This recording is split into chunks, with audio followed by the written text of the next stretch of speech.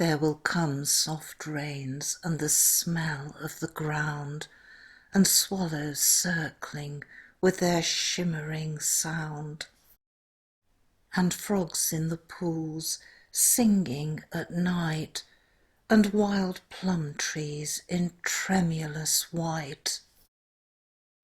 Robins will wear their feathery fire, whistling their winds on a low fence wire. And not one will know of the war, not one will care at last when it is done.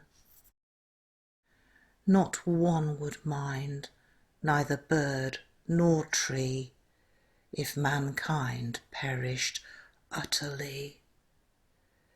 And spring herself, when she woke at dawn, would scarcely know that we were gone.